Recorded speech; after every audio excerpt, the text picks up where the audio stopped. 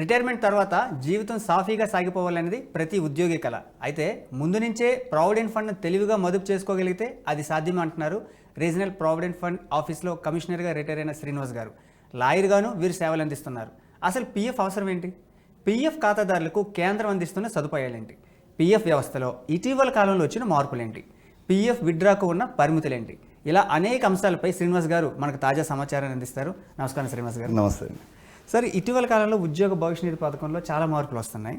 అయితే ఈ మార్పుల గురించి మనం డిస్కస్ చేసుకునే ముందు అసలు ఈ పథకం ఎలా ప్రారంభమైంది, ఎవరికి వర్తిస్తుంది, అలాగే ఎవరి ప్రయోజనాలు దృష్టిలో ఉంచుకొని వీటిని కేంద్ర ప్రభుత్వం రూపొందించింది? ఉద్యోగుల భవిష్య నిధి అనేది ప్రత్యేకించి ఉద్యోగుల భవిష్యత్తును దృష్టిలో పెట్టుకొని రూపొందించిన పథకం. అయితే ఈ పథకం మీద స్వాతంత్రానికి పూర్వం నుంచే ఈ పథకం అమలు చేయడం జరిగింది. ఉద్యోగులకి పొదుపు అలవాటు చేయడం ప్లస్ సంస్థల్లో స్టెబిలిటీ, అంటే ఒకే కంపెనీలో చాలా కాలం పనిచేయడానికి అనువుగా ఉండే విధంగా ఈ పథకం రూపొందించారు. మొట్టమొదటిగా ఈ పథకం 1925లో ప్రావిడెంట్ ఫండ్ యాక్ట్ అని రూపొందించారు. అయితే అప్పుడు కేవలం కొన్ని రైల్వేస్, కొన్ని ఏరియాస్లోనే ఈ పథకం ఉండేది. దాని తర్వాత దీని అవసరాన్ని దృష్టిలో పెట్టుకొని ఇంకో మంచి పథకం తీసుకురావాలని అప్పుడు ఆలోచించారు. ILO గైడ్లైన్స్ అవన్నీ చూసిన తర్వాత అప్పుడున్న పరిస్థితుల దృష్ట్యా గ్రాట్యుటీ చట్టం 1972లో వచ్చింది. అప్పుడు మనకున్న ఆర్థిక పరిస్థితుల దృష్ట్యా ఈ గ్రాట్యుటీ పెన్షన్ పథకాలు అయితే మనం గవర్నమెంట్కు భారం పడుతుందని చెప్పి ముందుగా ఈ కంట్రిబ్యూటరీ ప్రావిడెంట్ ఫండ్ పథకం ప్రారంభించారు. ఓకే. అయితే యాజ్ టెస్ట్ బేసిస్ 1948లో కోల్ మైన్స్ ప్రావిడెంట్ ఫండ్ అని ప్రారంభించారు.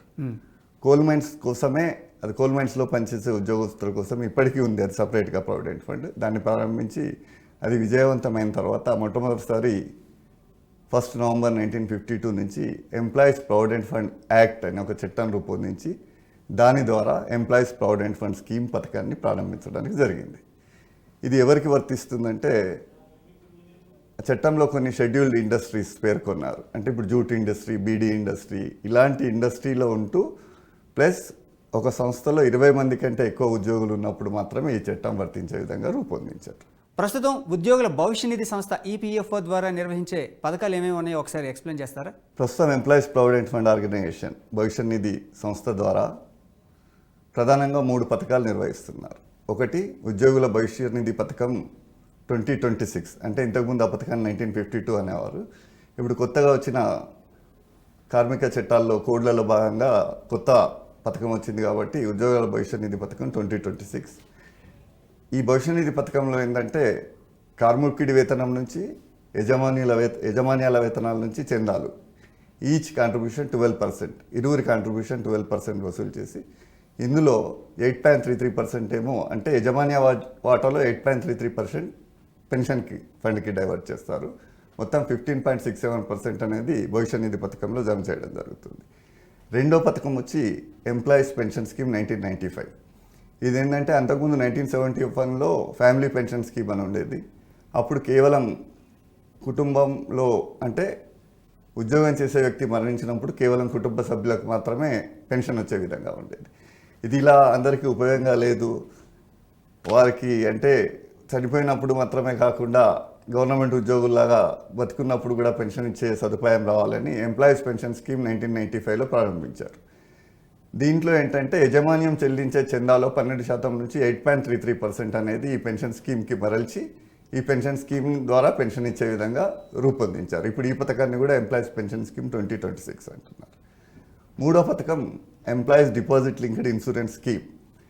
ఇక్కడ ఉద్యోగస్తుల చందా ఏమి ఉండదు. దీంట్లో కేవలం యజమాన్యాల నుంచి 0.5% యజమాన్యాల నుంచి చందా వసూలు చేసి దురదృష్టవశాత్తు ఏ ఉద్యోగ అయినా సర్వీస్లో మరణిస్తే అతనికి గరిష్టంగా 7 లక్షల వరకు లబ్ధి పొందే విధంగా ఈ పథకాన్ని రూపొందించారు. దీన్ని employees deposit linked insurance scheme 2026 అని చెప్పుకోవచ్చు. ఇంతకుముందు భవిష్య నిధి విరమణలు అంటే ప్రావిడెంట్ ఫండ్ విత్డ్రాల్స్కి సంబంధించి ఎలా ఉండేవి, ఇప్పుడు ఏ విధంగా మార్చారు? అసలు ఈ మార్పులు తేవడానికి కారణాలు ఏంటి? ఇప్పుడు కొత్త పథకంలో ఈ భవిష్య నిధిలో 2 రకాల విరమణలు ఉంటాయి. ఒకటి ఏంటంటే ఫైనల్ విత్డ్రాయల్, అంటే ఉద్యోగం మానేసినప్పుడు, విరమించుకున్నప్పుడు. రెండవది పార్షల్ విత్డ్రాల్స్, అంటే సర్వీస్లో ఉంటూ అతనికి ఏదైనా అవసరం ఉన్నప్పుడు ఈ భవిష్య నిధి నుంచి అతను విరమించుకునే విధంగా 2 రకాల విత్డ్రాల్స్ ఉంటాయి. అయితే ఈ విడ్రాల్స్ సరళిని పరిశీలించినప్పుడు పాత పథకంలో ఉన్నప్పుడు ఇది అంటే చాలా ఉద్యోగస్తులు అవగాహన లేకుండా ఈ ఉపసంహరణ నియమాల్ని ఇష్టం ఉన్నట్టుగా వాడుకోవడం జరిగింది. ఉదాహరణకు చెప్పాలంటే లాస్ట్ ఇయర్ స్టడీ చేసినప్పుడు 8 సంవత్సరాల కాలంలో ఒక కార్మికుడు ఈ అనారోగ్యానికి వచ్చే అడ్వాన్స్కి 241 సార్లు అడ్వాన్స్ విడ్రా చేయడం జరిగింది. ఇంకా అంతిమ విరమణని చూసినప్పుడు ఏం జరుగుతుందంటే 2 రకాల అంతిమ విరమణలు ఉంటాయి ఇందాక చెప్పినట్టు. అయితే 96% ఈ ఉద్యోగం మానేసి విరమణలే ఉంటున్నాయి. కేవలం 5% మాత్రమే 58 ఇయర్స్ నిండిన తర్వాత విరమించుకుంటున్నారు. ఇందులో కూడా ఆశ్చర్యకరమైన విషయాలు ఏంటంటే దాదాపు 22% మెంబర్స్ కేవలం 10,000 రూపాయల లోపే పొందగలుగుతున్నారు. 50% వరకు కేవలం 20,000 రూపాయల లోపే పొందగలుగుతున్నారు. 75% వరకు కేవలం 50,000 రూపాయలు మాత్రమే పొందగలుగుతున్నారు.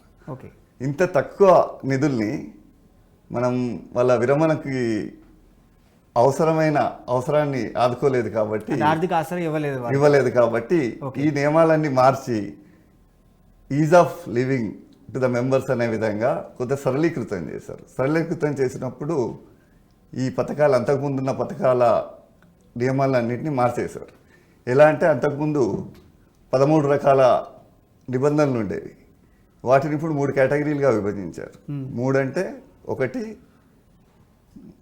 ఎసెన్షియల్ నీడ్స్ అంటే తప్పనిసరి అవసరాలు, 2 హౌసింగ్ నీడ్స్, 3వది స్పెషల్ సర్కమ్స్టెన్సెస్ అంటే ఎమర్జెన్సీగా.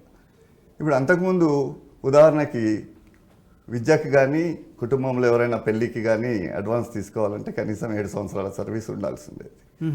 మొత్తం సర్వీస్లో కేవలం 3 సార్లు మాత్రమే అతను ఈ కేటగిరీ కింద అడ్వాన్స్ తీసుకోగలడు టోటల్ సర్వీస్ మొత్తం. ఇప్పుడు విద్యకి ఈ పెళ్ళికి కుటుంబంలో ఎవరికైనా పెళ్ళికి కానీ విద్యకి 10 సార్లు, పెళ్ళికి 5 సార్లు అంటే మొత్తం 15 సార్లు అతను విరమణ చేసుకోవచ్చు. సర్వీస్ మొత్తం మీద ఒక 15 టైమ్స్ చేసుకోవచ్చు. అంతకుముందు హౌసింగ్ నీడ్స్కి 5 సంవత్సరాల సర్వీస్ ఉండాలి. ఒక కారణానికి ఒకసారి అంటే స్థలం కొంటే ఒకసారి, ఇల్లు కట్టుకుంటే ఒకసారి, అవి 2 జరిగిన తర్వాత ఒక 5 సంవత్సరాల గ్యాప్ వస్తే అడిషన్ అండ్ ఆల్టరేషన్స్ కానీ ఉండేది. అయితే ఈ చేంజ్ అయిన సర్కమ్స్టెన్సెస్లో సభ్యులు ఒకే ఇంట్లో ఉండడం అనేది ఒక 10 సంవత్సరాలకి అవసరాల దృష్ట్యా ఇల్లు అమ్ముకొని ఇంకో వేరే చోటకి వెళ్ళి నివాసంలో మార్పు జరిగే అవకాశాలు ఉన్నాయి. అలాంటి వారికి మళ్ళీ విడ్రాల్ చేసుకోవాలంటే ఆల్రెడీ అవైల్డ్ కాబట్టి నీకు ఇచ్చే ప్రొవిజన్ లేదనే అడ్డంకి ఏర్పడుతుంది. ఇప్పుడు అలా కాకుండా హౌసింగ్ నీడ్స్ మొత్తం ఒక గ్రూప్ చేసి కనీసం 5 సార్లు సర్వీస్ మొత్తం 5 సార్లు విరమించుకునే అవకాశం పెట్టారు. ఇది కాకుండా ఎమర్జెన్సీ ప్రత్యేక అవసరాలు, ఇది ఏ కారణం చూపకుండా సంవత్సరానికి 2 సార్లు విడ్రా చేసుకోవచ్చు. సో ఓవరాల్గా అయితే సర్వీస్ మొత్తం మీద ఒక 15 టైమ్స్ విడ్రా చేసుకోవడానికి అవకాశాలు ఉంటాయి. అయితే ఇక్కడ నిధుల లభ్యతలో కొన్ని మార్పులు చేశారు. ఇంతకుముందు ఈ మ్యారేజ్కి, ఎడ్యుకేషన్కి కేవలం ఉద్యోగి ఖాతాలో అంటే ఉద్యోగి వాటాలో ఉన్నదాన్నే విరమించుకునే విధంగా చేశారు. ఇప్పుడు ఏం చేస్తున్నారంటే ఎంప్లాయర్ షేర్ రెండిట్లో కలిపి విరమించుకోవచ్చు. టోటల్ అమౌంట్లో తనకు కావాల్సిన పర్సెంటేజ్ ఎంత వస్తుందో అంత విరమించుకో అవకాశం ఉంది. అయితే ఇక్కడ ఒక ముఖ్యమైన మార్పు ఏం చేశారంటే మనం ఇందాక చర్చించినట్టు తక్కువ అమౌంట్స్ విడ్రాల్ చేసుకుంటున్నారు కాబట్టి రిటైర్మెంట్ ఏజ్ వచ్చే వరకు వాళ్ళ అకౌంట్లో కొద్దిగా బ్యాలెన్స్ ఉండాలని 25% మినిమం బ్యాలెన్స్ కండిషన్ ఒకటి పెట్టారు. ఈ 25% కండిషన్ ఏంటంటే ఒక వ్యక్తికి ₹1,00,000 బ్యాలెన్స్ ఉందనుకోండి, అతనికి 75,000 మాత్రమే అడ్వాన్స్ తీసుకోగలుగుతాడు. ఈ 25,000 అలాగే ఉండిపోతాయి. సో నెక్స్ట్ ఇయర్ మళ్ళీ 10,000 కాంట్రిబ్యూట్ చేస్తే 7,500 తీసుకోగలుగుతాడు. 2,500 ఈ బ్యాలెన్స్కి అలాగే యాడ్ అవుతుంది. సో అంటే ఇది క్యారీ ఫార్వర్డ్ అవ్వదు. ఈ 25,000 ఏదో అది అలాగే ఆ సంవత్సరం ఉండిపోయినట్టే ఇంకా సర్వీస్ మొత్తం మీద ఉండిపోయినట్టు. ఎవ్రీ ఇయర్ ఎంత అయితే కంట్రిబ్యూట్ అవుద్దో అందులో 75%. అందులో 75% ప్రీవియస్ ఇయర్స్ లో ఉన్నదాన్ని దీంట్లోకి యాడ్ చేయడానికి లేదు. ఒకసారి అంటే 25% అనే బ్యాలెన్స్ కంటిన్యూస్లీ రన్ అవుతుండాలి. ఇది ఎందుకు పెట్టారంటే అదే అంతిమం అంటే రిటైర్మెంట్ అప్పుడు అతనికి కొద్దిగా ఫండ్ ఉండాలనే విధంగా పెట్టారు. అయితే ఇందులో కొన్ని విమర్శలు ఉన్నాయి. ఏంటంటే ఇలా 25% ఆపేస్తే మాకు అసలు అత్యవసరం ఉన్నప్పుడు ఆ 25% ఇందులో ఇరుక్కుపోతాయి. చాలా మంది ఉద్యోగుల నుంచి వస్తున్న వాదన ఇదే. అయితే ఇక్కడ ఏం చేశారంటే ఈ 25%ని కూడా అంతకుముందు ఏమవుతుండే అంటే అంతిమ విరామాన్ని ఒక ఉద్యోగం నుంచి మానిన తర్వాత 60 రోజుల గ్యాప్ అంటే 2 months గ్యాప్ తర్వాత అతను సెటిల్ చేసుకోవచ్చు అంటే ఇంతకుముందు ఉన్న Okay. కండిషన్లో. ఓకే. ఇలా జరిగినప్పుడు ఏమైందంటే చాలామంది డబ్బులు అవసరం ఉన్నా కానీ ఉద్యోగం మానేసి దాన్ని 2 నెలల తర్వాత విత్డ్రా చేసుకోవడం. ఎందుకంటే ఒక 3 years స్టడీ చేసినప్పుడు ఇలా తీసుకున్న వాళ్ళలో 24 లక్షల మంది మళ్ళీ జాయిన్ అయ్యారు ప్రావిడెంట్ ఫండ్ పథకంలో. ఓకే. కొన్ని సందర్భాల్లో చిన్న చిన్న సంస్థల్లో అతను అక్కడే పనిచేస్తూ ఉండి ఉద్యోగం మానేసినట్టు చూపించి ఆ డబ్బులు విత్డ్రా చేసుకోవడం జరిగింది. ఓకే. సరే ఈ 2 నెలల కండిషన్ వల్ల ఇబ్బంది వస్తుందని చెప్పేసి ఇప్పుడు భవిష్య నిధిలో ఏంటంటే 12 నెలలు కనీసం 12 నెలలు గ్యాప్ ఉంటే 12 నెలల్లో అతను ఏ ఉద్యోగం పొందలేదని రుజువు చేసుకోగలిగితే అతను ఆ 25% కూడా అతను విత్డ్రా చేసుకునే అవకాశం ఉంది. కాబట్టి ఈ 25% ఆపడం వల్ల ఎవరికి పెద్ద నష్టం లేదని చెప్పవచ్చు. సో అంటే జాబ్ మానేసిన తర్వాత ఒక 12 months గ్యాప్ తీసుకోవాలా సార్ విత్డ్రాయల్కి? విత్డ్రాల్కి 25% విత్డ్రాయల్కి. అదే 25%. అది మస్ట్. అది మస్ట్. సో ఆఫ్టర్ 1 year కావాలంటే డ్రా చేసుకున్న తర్వాత మళ్ళీ తను కావాలంటే జాబ్లో జాయిన్ జాయిన్ అవ్వడం అవుతుంది. So okay. ఇదే ఇక్కడ ఇంకోటి ఏంటంటే పెన్షన్ పథకంకి వచ్చేసరికి పెన్షన్ పథకంలో ఒక ప్రత్యేకమైన ప్రొవిజన్ ఉంది.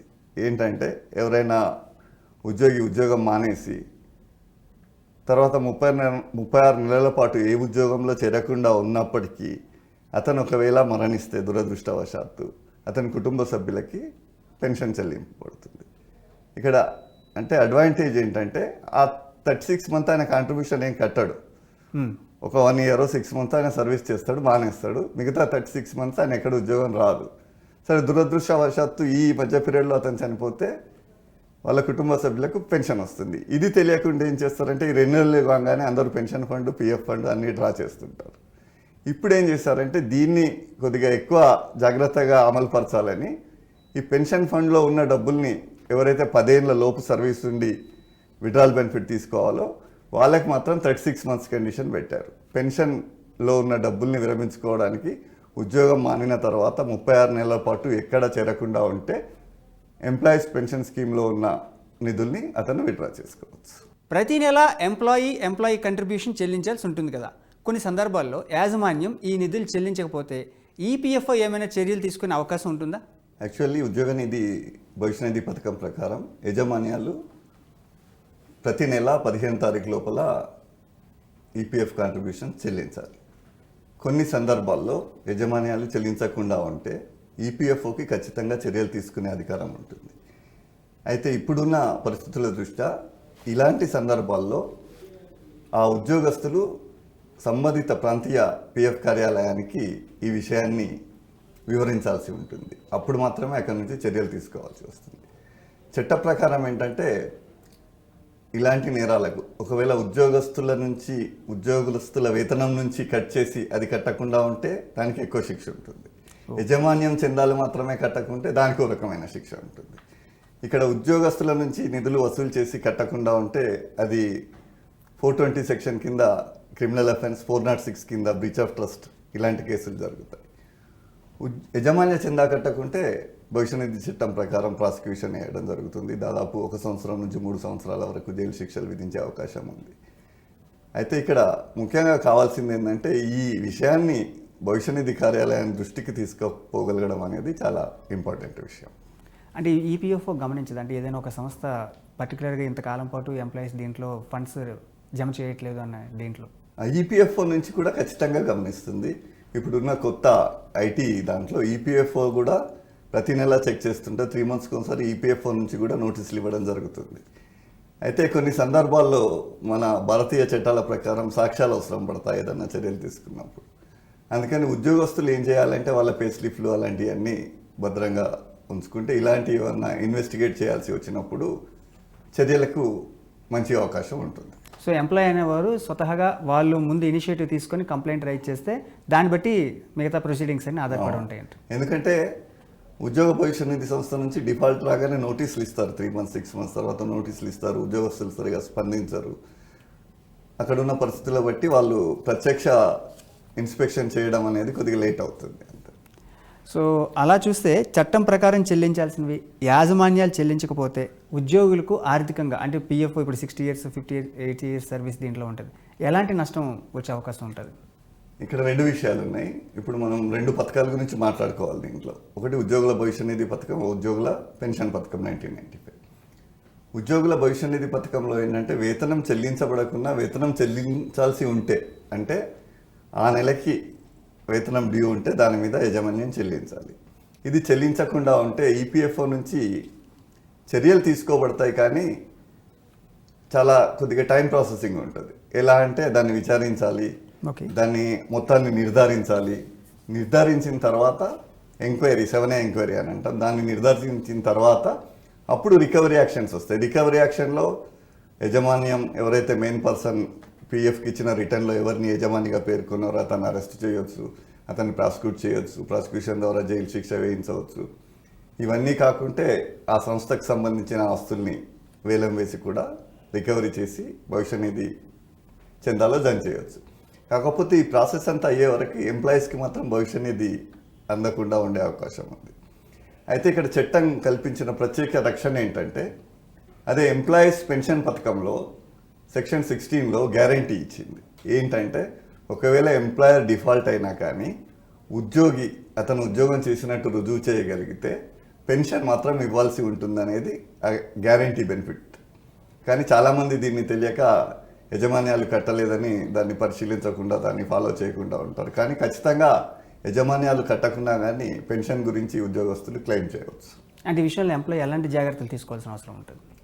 ఎంప్లాయీ సాధారణంగా అతని సర్వీస్ రికార్డ్ కానీ అతని పే స్లిప్స్ కానీ అతను పనిచేసినట్టుగా ప్రూఫ్ చేసే ఏవైనా రుజువులు కానీ అతని వద్ద ఉంచుకుంటే ఖచ్చితంగా ఇలాంటి వాటికి అతను దరఖాస్తు చేసుకోవచ్చు. సో సాధారణంగా ఎంప్లాయీ ప్రావిడెంట్ ఫండ్లో నమోదు చేసుకున్న ఉద్యోగులు ఏ విధమైన జాగ్రత్తలు తీసుకోవాల్సి ఉంటుంది? అంటే ఆర్థికంగా ఎలాంటి నష్టం లేకుండా సర్వీస్ ఇబ్బంది పడకుండా ఉండడం కోసం. మొట్టమొదటిగా చెప్పుకోవాల్సింది ఏంటంటే ఉద్యోగస్తులు దీని పేరుని గుర్తుపెట్టుకోవాలి. ఇది భవిష్య నిధి పథకం. భవిష్య నిధి పథకం అంటే తప్పనిసరి అవసరాల్లో మాత్రమే వాడుకోవాలి. దీన్ని సేవింగ్స్ బ్యాంక్ అకౌంట్ లాగా ఆపరేట్ చేయకూడదు, మొట్టమొదటి. రెండవది ఏంటంటే పే స్లిప్స్ లాంటివి ఖచ్చితంగా తీసుకోవాలి, అవన్నీ మంచిగా భద్రపరచుకోవాలి. ఎందుకంటే రేపు పొద్దున అకౌంటింగ్లో ఏదైనా ప్రాబ్లం వచ్చినప్పుడు దాని ద్వారానే అతనికి రావాల్సిన డబ్బుల్ని ఎస్టాబ్లిష్ చేసుకోవచ్చు. మూడోది ఏం చేస్తున్నారంటే చాలామంది ఉద్యోగస్తులు, సరే ఇప్పుడు కొత్తగా వచ్చిన సిస్టంలో ఈ నామినేషన్ అనేది కంపల్సరీ చేశారు. 3 సార్లు లాగిన్ అయిన తర్వాత 4 సార్లు లాగిన్ కావాలంటే ఈ నామినేషన్ చేస్తేనే లాగిన్ అయ్యేటట్టుగా చేశారు. ఈ నామినేషన్ అనేది చాలా ముఖ్యం. ఎందుకంటే మేము సర్వీస్లో ఉన్నప్పుడు చూసింది ఏంటంటే, సర్వీస్లో ఉండి రిటైర్ అయిన ఉద్యోగస్తుల కంటే చనిపోయిన ఉద్యోగస్తుల కుటుంబాలు భవిష్య నిధిలో ఉన్నా కానీ పెన్షన్ పథకంలో ఉన్న నిధులను తీసుకోవడానికి చాలా ఇబ్బందులు పడాల్సి వస్తుంది. అదే ఈ నామినేషన్ వేశారనుకోండి, ఆ నామినేషన్లో వాళ్ళ ఆధార్ నంబరు, వాళ్ళ షేర్ ఎంత, ఫ్యామిలీ ఎవరు, అవన్నీ ఉంటాయి. కాబట్టి చాలా సులువుగా అంటే 10 రోజుల్లో దురదృష్టవశాత్తు చనిపోయిన సభ్యుల కుటుంబాలకి అవి వచ్చే అవకాశం ఉంది. అందుకని అందరూ ఈ నామినేషన్ వేసుకోవాలి. ఇప్పుడు ఈపీఎఫ్ఓ నెల మెసేజ్ ఇస్తుంది కాంట్రిబ్యూషన్ కట్టారా లేదా అనేది. అది చెక్ చేసుకోవాలి. ఆన్లైన్లో పాస్బుక్ ఉంటుంది, పాస్బుక్ వెరిఫై చేసుకోవాలి. ఏమాత్రం తేడా ఉన్నా కానీ ఈపీఎఫ్ఓకి రిపోర్ట్ చేయాల్సి ఉంటుంది. అంటే ఇప్పుడు ఎంప్లాయీ ఒకవేళ దురదృష్టవశాత్తు మరణిస్తే కుటుంబ సభ్యులకి ఈ నామినేషన్ అంటే వాళ్ళు ఎలా అప్రోచ్ అవ్వాలి? ఈపీఎఫ్ఓని ఫలానా వ్యక్తి చనిపోయారు మా కుటుంబ సభ్యుడు, సో మేము ఏ విధంగా అప్రోచ్ అవ్వాలని చాలామంది అడుగుతూ ఉంటారు.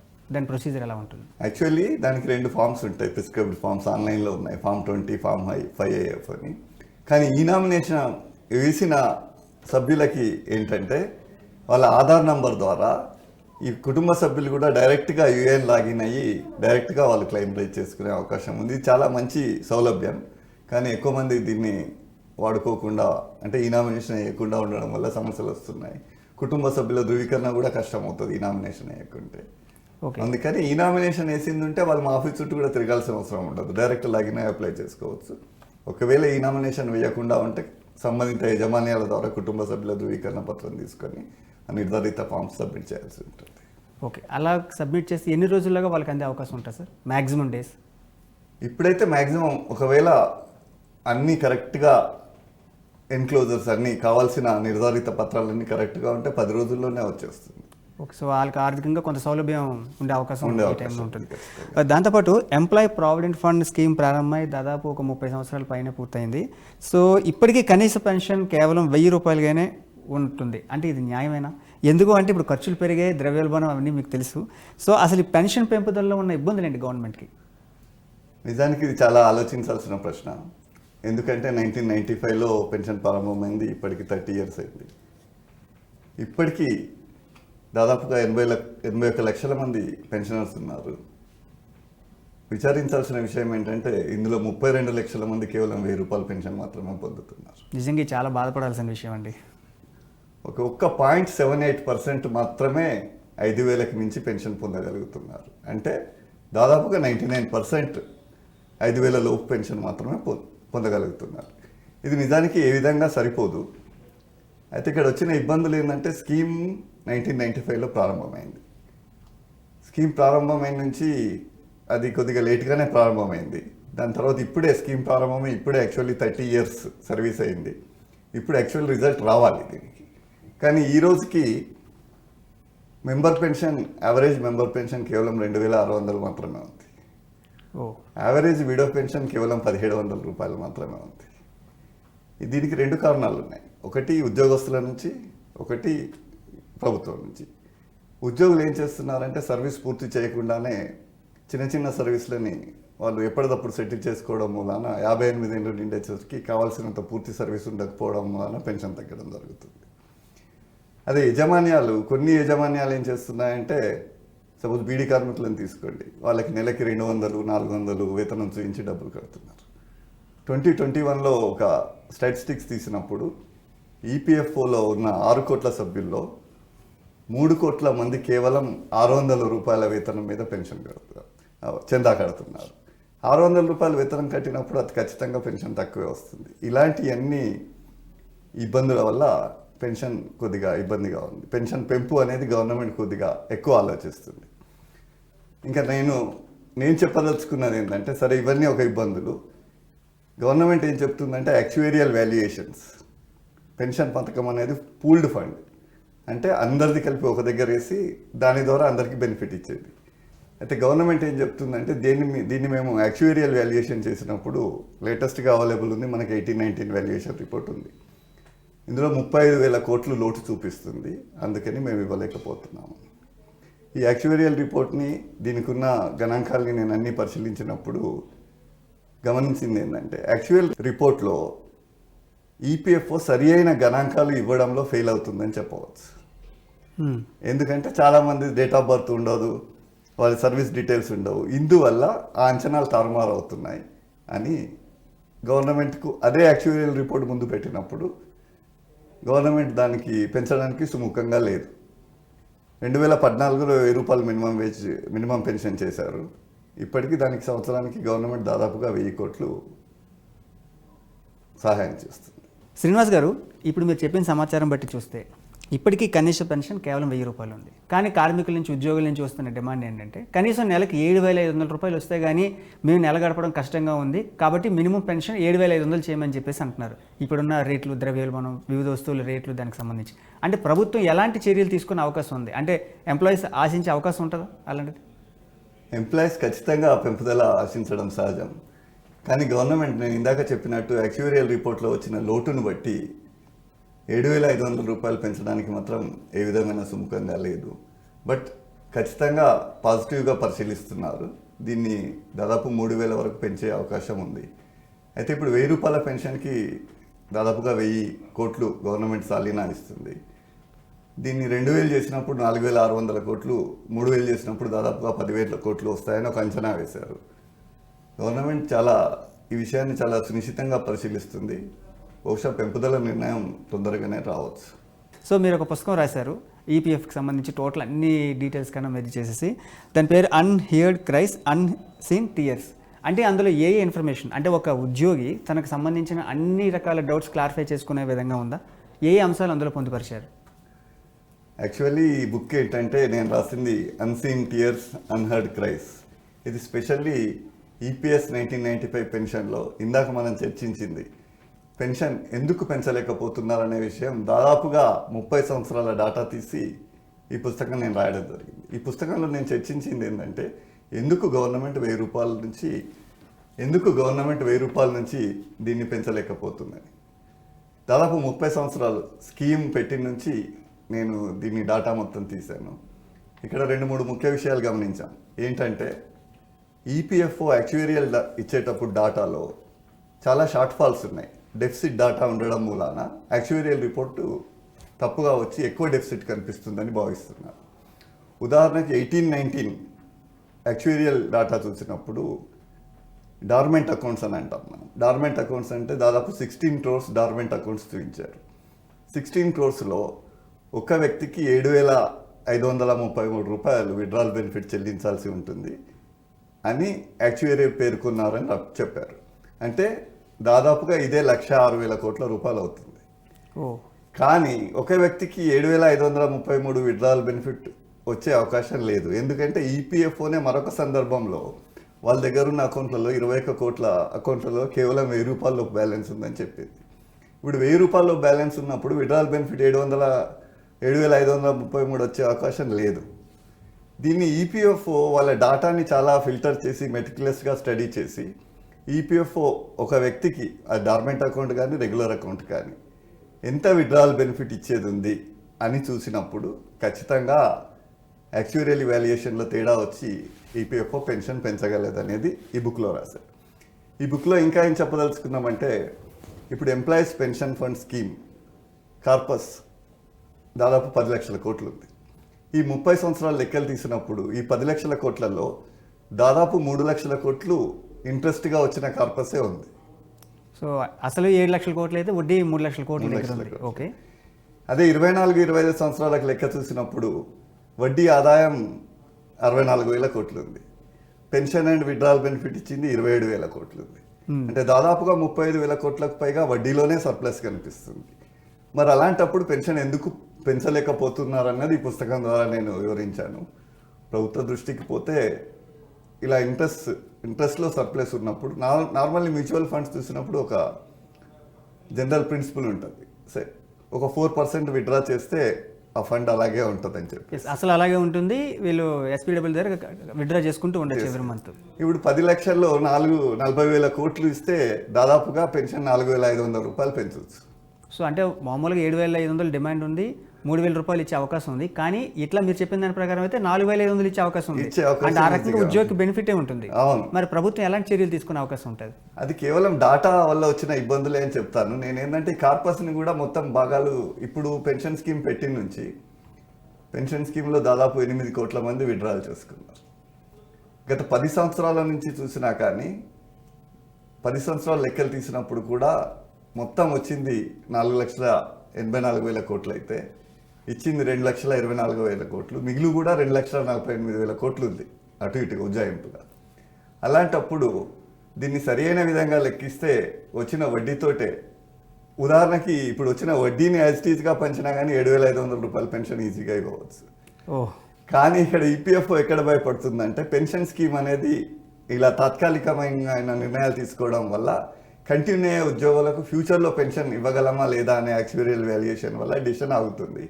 అయితే ఈ మొత్తం ప్రాసెస్లో డాటా కరెక్ట్గా ఉంటే అంతకుముందు దాదాపు 20 సంవత్సరాల కింద పెన్షన్ స్కీమ్ సర్ప్లస్లో వచ్చినప్పుడు 3% రిలీఫ్ ఇచ్చారు. ఒరిజినల్ పెన్షన్ మీద 3% రిలీఫ్, 2% రిలీఫ్ అలా ఇచ్చారు. ఇప్పుడు కూడా ఖచ్చితంగా డాటా అంతా ఫిల్టర్ చేసి సరైన డాటా ఇస్తే ప్రభుత్వ సహాయం లేకుండానే ఈపీఎఫ్ఓనే స్వతహాగా పెన్షన్ పెంచగలదని నా అభిప్రాయం. సో నిజంగా గుడ్ న్యూస్, ఎందుకంటే చాలామంది ఉద్యోగులకు కార్మికులకు ఖచ్చితంగా న్యాయం జరుగుతుంది. అంటే ఈపీఎఫ్లో ఉన్న అన్క్లెయిమ్డ్ అమౌంట్ కొన్ని వేల కోట్ల రూపాయలు ఉన్నాయని చెప్పి అనుకుంటున్నాం కదా. సో ఇలాంటి వాటికంటే ఇప్పుడు మీరు చెప్పిన దాని ప్రకారం వీటికి ఉపయోగించే అవకాశం ఏమాత్రం ఉండదు. ఇందులో నిర్ణయం ఎందుకు తీసుకోలేకపోతుంది? ఇది 2 విధాలుగా ఉంది. అన్క్లెయిమ్డ్ డిపాజిట్ అనేది పెన్షన్ ఫండ్లో అన్క్లెయిమ్డ్ డిపాజిట్ అని అనము మనం సాధారణంగా. కానీ అన్క్లెయిమ్డ్ డిపాజిట్ అనేది భవిష్యత్ నిధి పథకంలో ఉంటుంది. అయితే ఇది 17, 18, 16లో వరకు దాదాపు అంటే 3 సంవత్సరాలు దాటితే ఎవరికి ఉద్యోగం వదిలి 3 సంవత్సరాలు దాటితే వడ్డీ ఇచ్చే అవకాశం లేకుండే. అలాంటివన్నీ ఇనాపరేటివ్ అకౌంట్స్ కింద లెక్కించేవాళ్ళు. అప్పుడు ఇనాపరేటివ్ అకౌంట్స్ చాలా ఎక్కువ ఉండేవి. ఇనాపరేటివ్ అకౌంట్స్లో వాల్యూ కూడా ఎక్కువ ఉండేది. దాదాపు 48,000 కోట్లలా ఉంది 16లో, చాలా పెద్ద మొత్తం. అయితే ఈ డెఫినేషన్ మార్చి ఇంట్రెస్ట్ చేసినప్పుడు ఇప్పుడు ఇనాపరేటివ్ అకౌంట్ అని నిర్వచనం మార్పు వల్ల, అంటే ఆ స్థితి అలాగే ఉంది, నిర్వచనం మార్పు వల్ల అమౌంట్ తగ్గింది. ఇప్పుడు 8,500 కోట్లు ఉన్నాయని చెప్తున్నారు ఈపీఎఫ్ఓ వాళ్ళు. కానీ అంతకుముందు కూడా ఉన్నాయి, కానీ అది ఇంట్రెస్ట్ రన్ అవుతుంది. ఇక్కడ ముఖ్యంగా చెప్పుకోదగ్గ విషయం ఏంటంటే ఈ అన్క్లెయిమ్డ్ డిపాజిట్స్ అనేవి పూల్గా ఉండవు. ఒక వ్యక్తి పేరు మీద అతను 1952లో పనిచేసిన, 1960లో పనిచేసిన, ఇప్పటి వరకు అదే వ్యక్తి పేరు మీద ఈపీఎఫ్ఓలో అలాగే కంటిన్యూ అవుతుంది. అందుకని దీన్ని అన్క్లెయిమ్డ్ అంటే అన్క్లెయిమ్డ్ అనడానికి లేదు, అతనికి తెలిస్తే క్లెయిమ్ చేసుకోవచ్చు. ఇప్పుడు బ్యాంకుల్లో ఉన్న వాటికి రిజర్వ్ బ్యాంక్ ఒకటి కొత్త విడ్రాల్స్ ఏది అన్క్లెయిమ్డ్ డిపాజిట్కి కొత్త పోర్టల్ పెట్టింది, ఉద్గమ్ పోర్టల్ అని. అలాంటి పోర్టల్ని ఈపీఎఫ్ఓ కూడా త్వరలో ప్రారంభిస్తుంది. అప్పుడు అంటే అంతకుముందు ఎప్పుడైనా సర్వీస్ చేసిన వాళ్ళు వాళ్ళ డిపాజిట్లు ఉన్నాయా లేదా అని తీసుకొని విడ్రా చేసుకోవచ్చు. అంతే తప్ప చట్టంలో ఉన్న నిర్వచనం ప్రకారం ఈ అన్క్లెయిమ్డ్ డిపాజిట్స్ అని చెప్పబడే వాటిని వేరే వాటికి మళ్ళీ ఇచ్చే అవకాశం లేదు. సో ఇప్పుడు ఈపీఎఫ్ఓ సాఫ్ట్వేర్ ఈ మధ్యకాలంలో చాలా బాగా డెవలప్ చేశారు, అప్డేట్ చేశారు. అంటే దీనివల్ల ఎలాంటి ఉపయోగం, ఉద్యోగికి ఎలాంటి వెసులుబాటు దొరుకుతుంది? ఇది ఏంటంటే ఎంప్లాయర్స్కి ఈజ్ ఆఫ్ డూయింగ్ బిజినెస్, ఎంప్లాయీస్కి ఈజ్ ఆఫ్ లివింగ్, ఇద్దరికి ఉపయోగపడే విధంగా ఈ కొత్త సాఫ్ట్వేర్ అనేది చాలా ఎక్సలెంట్ సాఫ్ట్వేర్, ట్రెమెండస్గా చేశారు. ఇక్కడ ఏంటంటే ఇంతకుముందు ఒక వ్యక్తి అడ్వాన్స్ అప్లై చేసుకుంటే దాదాపు 20-25 రోజులు వెయిట్ చేసి అతనికి ఎప్పుడు అకౌంట్లో పడ్డదో ప్రాసెస్ కూడా. ఇప్పుడు ఏం చేశారంటే కొత్త దాంట్లో కేవైసీ అన్నీ కరెక్ట్గా ఉండి సర్వీస్ అన్నీ కరెక్ట్గా ఉన్న వారికి up to 5 lakhs auto process అవుతుంది. ఆటో ప్రాసెస్ అంటే ఆయన అన్నీ మ్యాచ్ అయి ఉంటే డైరెక్ట్గా అది ఒకవేళ లెవెల్లో అప్రూవ్ అయిపోయి డైరెక్ట్గా బ్యాంక్కి వెళ్ళిపోతుంది. మిగతా వాటికి మాత్రం ఎక్కువ అమౌంట్స్ లేదంటే కేవైసీలో ప్రాబ్లం ఉండి అలా ఉన్న వాటికి మాత్రం కొద్దిగా టైం పడుతుంది. బట్ ఎనీహౌ ఇప్పుడు చెప్పదలసింది ఏంటంటే ఇప్పుడు పేమెంట్స్ కూడా సెంట్రలైజ్ పేమెంట్ చేసేసారు. మొన్న విన్నది ఏంటంటే ఈరోజు ఆథరైజ్ అయిన క్లెయిమ్ ఈవినింగ్ వరకు ఉద్యోగస్తులకి అమౌంట్ క్రెడిట్ అయిపోతుంది. అంటే అప్లై చేసిన సేమ్ డే కాదు, యాక్చువల్లీ ఇక్కడ గమనించాల్సింది ఏంటంటే అప్లై చేసిన నెక్స్ట్ డే ఈపీఎఫ్ఓ కనిపిస్తుంది. ఓకే, క్లెయిమ్ ఆ రోజు అప్రూవ్ చేస్తే ఈవినింగ్ వరకు డబ్బులు క్రెడిట్ అయిపోతుంది. విదిన్ 1 day వాళ్ళు క్లెయిమ్ సెటిల్ అయిపోయే అవకాశం ఉంటుంది. ఈపీఎఫ్ఓ పెట్టుకున్న టైం ఫ్రేమ్ 3 days. ఓకే, 3 daysలో it will be credited. Okay. అంటే ఇప్పుడు మోర్ దాన్ 5 lakhs అయితే ఎలాంటి ఇబ్బందులు ఉండే అవకాశం ఉంటుంది? దానికి వాళ్ళు ఉద్యోగులు ఇంకా చేయాల్సినవి ఏమైనా ప్రాసెస్ ఉంటుందా? మోర్ దెన్ 5 lakhs ఉన్నా ఎలాంటి ఇబ్బందులు ఉండవు. కేవలం ఆటో ప్రాసెస్ కాదని చెప్పడం తప్పితే ఎలాంటి ఇబ్బందులు ఉండవు. కాకపోతే వాళ్ళ కేవైసీ అన్ని అప్డేట్గా ఉంటే అది కూడా 3 daysలోనే అయిపోతుంది. విదిన్ ది 3 days ఫ్రేమ్ టైంలో ఖచ్చితంగా వాళ్ళు విత్డ్రా చేసుకోవడానికి అవకాశం ఉంటుంది. సాధారణంగా ఈపీఎఫ్ సభ్యులకు రకరకాల సమస్యలు వస్తుంటాయి కదా, వీటిని ఏ విధంగా పరిష్కరించుకోవచ్చు? ఇప్పటివరకైతే ఈపీఎఫ్ఓ అంతకుముందు ఈపీఎఫ్ఓలో ఏమైనా సమస్యలు వచ్చినప్పుడు చాలా ఇబ్బందులు వచ్చేది. ఈ ఈపీఎఫ్ఓ ఈ Aadhaar validation, Aadhaar correction drive చేసుకున్నప్పుడు చాలా ఇబ్బందులు వచ్చాయి. ఎందుకంటే మొదటి చేరిన పేరు వేరు ఉంది, ఆధార్లో వేరే పేరు ఉంది. సరే ఇప్పుడు ఆల్మోస్ట్ అవన్నీ రెక్టిఫై అయిపోయి ఓవర్కమ్ అయిపోయి స్టెబిలైజ్ అయిపోయాయి అని చెప్పవచ్చు. వీళ్ళకి ఏంటంటే మొట్టమొదటి ఇబ్బంది ఒక్కోసారి క్లెయిమ్ కరెక్ట్ ప్రాసెస్ అవుతుందా లేదా అనేది. ఈ సాఫ్ట్వేర్లో ఈసారి వచ్చి చేసిన గొప్ప విషయం ఏంటంటే ఎలిజిబుల్ అమౌంట్ కూడా కనిపిస్తుంది. అంటే వ్యక్తికి అతనికి ₹1,00,000 అవసరం ఉంది, కానీ ఆయన ఎలిజిబుల్ అమౌంట్ 50,000 ఉంటుంది. అది 50,000 అక్కడ కనిపిస్తుంది.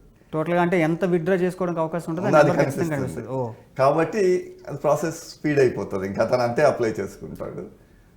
అదేవిధంగా పెన్షన్ పేమెంట్స్ కూడా ఇప్పుడు ఇంతకుముందు ఏం చేసేవారంటే పెన్షన్ పేమెంట్స్ ఒక ప్రాంతీయ కార్యాలయం లేటెస్ట్ హైదరాబాద్ ఆఫీస్లో పనిచేసి రిటైర్ అయిపోయారు అనుకోండి, కానీ అతను ఎక్కడో గుంటూరులో సెటిల్ అవుతాడు, ఆయన బ్యాంక్ అకౌంట్ అంతా గుంటూరులో ఉంటుంది. అప్పుడు ఏమవుతుండే అంటే ఆయన ఇక్కడ నుంచి ఫైల్ గుంటూరు ట్రాన్స్ఫర్ చేయించి మళ్ళీ గుంటూరు ప్రాంతీయ కార్యాలయం చుట్టూ తిరిగి ఒక 2-3 నెలలు, కొన్ని సందర్భం 6 నెలలకు పెన్షన్ వచ్చేది. ఇప్పుడు పెన్షన్ని సెంట్రలైజ్డ్ పెన్షన్ పేమెంట్ సిస్టమ్ చేశారు. అంటే ఎక్కడ నువ్వు ఇండియాలో ఎక్కడున్న బ్యాంక్ అకౌంట్ అన్నా ఇవ్వు, నువ్వు పనిచేసే కార్యాలయం ఉన్న సంబంధిత ప్రాంతీయ పిఎఫ్ కార్యాలయమే అది సెటిల్ చేసేస్తుంది. కాబట్టి అది దాదాపుగా వెంటనే పెన్షన్ క్లెయిమ్ కూడా సెటిల్ అవుతుంది. పిఎఫ్ మంత్లీ స్టేట్మెంట్లో గ్రాస్ వేజెస్ అంటే ఏంటి, ఏ కాంపోనెంట్స్ ఉంటాయి, ఇందులో గ్రాట్యుటీ, లీవ్ ఎన్కాష్ను కలిసి చూపించవచ్చా? ఇందులో ఇది చాలా అంటే డిబేటబుల్ క్వశ్చన్గా చెప్పుకోవచ్చు. ఎందుకంటే ఈపీఎఫ్ స్కీమ్ 1952లో వచ్చింది. అప్పటి నుంచి దీని మీద దాదాపుగా కేసులు పడుతూనే ఉన్నాయి, నిర్వచనాలు వస్తూనే ఉన్నాయి. అయితే ఇప్పుడు ఇది అంతకుముందు 2 పథకాలు. అంతకుముందు ఎంప్లాయీస్ ప్రావిడెంట్ ఫండ్ యాక్ట్ 1952, ఇప్పుడు సోషల్ సెక్యూరిటీ కోడ్ 2020 అని పిలుస్తాం మనం. ఈ రెండిట్లో చేంజ్ చేసేసారు. అంతకుముందు ఉన్న దాంట్లో ఏంటంటే కొద్దిగా అంబిగ్యూటీ ఉండే, బేసిక్ వేజెస్ డెఫినేషన్లో కొద్దిగా అంబిగ్యూటీ ఉండే. అదర్ అలవెన్సెస్ అనే దాన్ని చాలా మిస్ఇంటర్ప్రిట్ చేసేసి, అంటే ఒక స్థాయికి చెందిన యజమాన్యాలు తప్పితే కొద్దిగా చిన్న స్థాయి యజమాన్యాలు ఏం చేశాయంటే 10,000 వేతనం ఉన్నా కానీ 1,000 రూపాయలు బేసిక్ వేజ్ చూపించి కట్టడం, ఇందాక మనం చెప్పినట్టు 600 రూపాయల వేతనం చూపించి కట్టడం, అలా చేయడం వల్ల కార్మికులకు కూడా అన్యాయం జరిగింది. ఈ కొత్త చట్టంలో మీరు చెప్పిన గ్రాట్యుటీ లీవ్ ఎన్కాష్మెంట్ వేజెస్ నిర్వచనంలో రావు.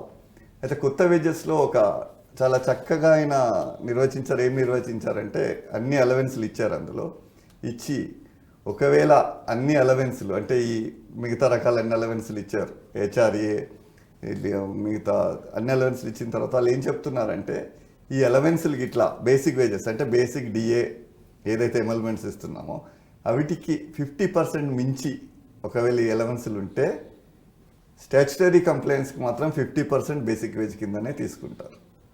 ఓకే, అంటే 10,000 వేతనం ఉందనుకోండి, ఆయనకి బేసిక్ పే 2,000, మిగతా 1,000 రూపాయలు, మిగతా అలవెన్స్లన్నీ 7,000 రూపాయలు చూపించాడు అనుకోండి, అప్పుడు 5,000 రూపాయలు బేసిక్ వేజ్ కింద ట్రీట్ చేస్తుంది. మీరు అలవెన్స్కి ఏమన్నా పేరు పెట్టుకోండి, 50% will be the basic wages. అంటే కంపల్సరీగా 50% అనేది బేసిక్ పే కింద క్యాలిక్యులేట్ చేయాల్సింది. Okay okay. ఉద్యోగులు కంపెనీలు మారిన ప్రతిసారి పిఎఫ్ ట్రాన్స్ఫర్ చేసుకోవడంలో చాలా ఇబ్బందులు వస్తున్నాయి కదా. సో సొల్యూషన్ కోసం చాలా సమయం పడుతుంది. ఈ ప్రాసెస్ని సులభతరం చేయడం ఎలా? మీరు చెప్పినట్టు ఇంతకుముందు ట్రాన్స్ఫర్ క్లెయిమ్స్ చాలా ఇబ్బందిగా ఉండేది.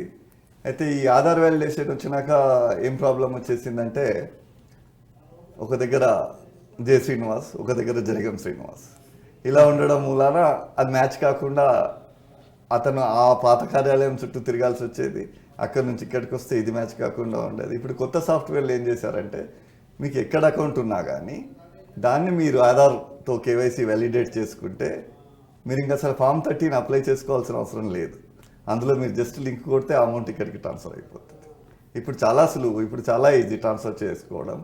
ఓన్లీ ఏంటంటే మీ కేవైసీ ప్రకారం అన్ని అకౌంట్లు ఉంటే మీరు చాలా సింగిల్ క్లిక్లో ఇప్పుడు అన్నీ చేసేసుకోవచ్చు. ఇప్పుడు ఇబ్బందులన్నీ అధిగమించారని చెప్పవచ్చు. ఇప్పటికీ కొన్ని పాత పెండింగ్లో ఉంటే మాత్రం వాళ్ళు ఖచ్చితంగా పాత ఆఫీస్కి వెళ్ళి అక్కడ కేవైసీ ప్రకారం నేమ్ కరెక్షన్ చేసుకుంటే అది కూడా ఈజీగానే అయిపోతుంది. ఇప్పుడు ఎంప్లాయీ రిజిస్టర్లో ఒక నేమ్ ఉంటుంది, ఆధార్లో ఒక పేరు ఇంకొకలా ఉండొచ్చు, పాన్ కార్డులో ఇంకొకలాగా ఉండొచ్చు. సో వీటన్నిటిని అంటే ఎట్లా ట్రీట్ చేసుకోవాలి? ఎంప్లాయీ ఈజీగా చేయాలంటే ఈపీఎఫ్ఓకి ఎట్లా దరఖాస్తు చేసుకోవాల్సి ఉంటుంది? అంతకుముందు ఫిజికల్గా దరఖాస్తు చేసుకోమని చెప్పారు. ఇప్పుడు జాయింట్ డిక్లరేషన్లో ఎంప్లాయీకే ఇచ్చారు, అతను అప్లై చేయొచ్చు. దాన్ని ఎంప్లాయర్కి వస్తుంది, తర్వాత పిఎఫ్ ఆఫీస్కి వెళ్తుంది. Everything is online. పాత సభ్యులు ఉంటారు, కొందరు యూఏఎన్ రాకముందు ఉన్న సభ్యులు ఉంటారు, వాళ్ళకి కూడా ఇలాంటి నేమ్ కరెక్షన్స్ ఉంటాయి. అంతకుముందు వాళ్ళు ఫిజికల్గా ఆఫీస్ చుట్టూ రావాల్సి వస్తుంది. ఇప్పుడు వాళ్ళు కూడా అంతకుముందు పనిచేసిన యాజమాన్యం దగ్గరికి వెళ్తే వాళ్ళు ఆన్లైన్లో దాన్ని అప్లై చేసుకునే ప్రొవిజన్ ఇచ్చారు. ఏవైనా 3 రుజువులు పెడితే ఆ నేమ్ కరెక్షన్ అయిపోతుంది. వన్స్ నేమ్ కరెక్షన్ అయినాక సీమ్లెస్ సర్వీస్ ఉంటుంది. 2017 నుంచి మాత్రం ఆధార్ వ్యాలిడేషన్ తోటే యూఏఎన్ నెంబర్ ఇవ్వడం జరుగుతుంది. కాబట్టి 2017 తర్వాత చేరిన వాళ్ళకి ఇలాంటి సమస్యలు చాలా తక్కువ ఉన్నాయి. 3 రుజువులు అన్నారు కదా, అంటే ఏమేమి సబ్మిట్ చేయాల్సిన అవసరం ఉంటుంది సార్ వాటిలో? ఇప్పుడు ఇందాక చెప్పినట్టు చాలా సింప్లిఫై చేశారు. దేనికి డాక్యుమెంట్స్ అవసరం లేదు. ఓకే, ఎనీ అడ్వాన్స్కి you need not submit any document. Okay, only మీరు పర్పస్ దాన్ని అప్లోడ్ చేస్తే సరిపోద్ది. డాక్యుమెంట్ ఏ విధమైన డాక్యుమెంట్ అవసరం ఉండదు. ఓకే.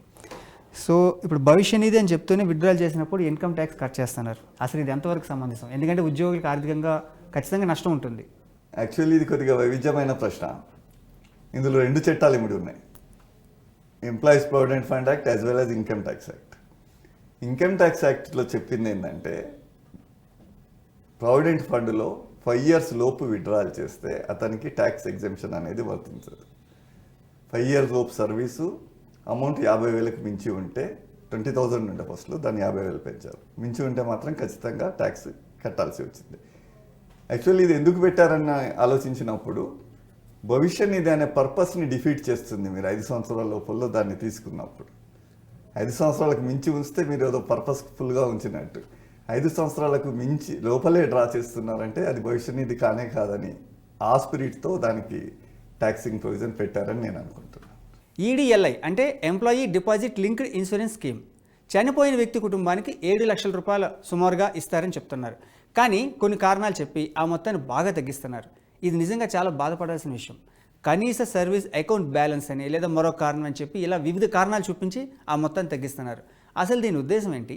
ఈ విషయంలో ఉద్యోగికి న్యాయం జరగాలంటే ఏం చేయాలి? ఎంప్లాయీస్ డిపాజిట్ లింక్డ్ స్కీమ్ అనేది 1976లో పెట్టారు. దీంట్లో కొద్దిగా ఏంటంటే సాధారణ ఇన్సూరెన్స్ ఇవ్వడానికి ఇన్సూరెన్స్ రెగ్యులేషన్స్ కొద్దిగా ఇబ్బందులు వస్తాయని దీన్ని employees deposit linked insurance scheme కింద పెట్టారు.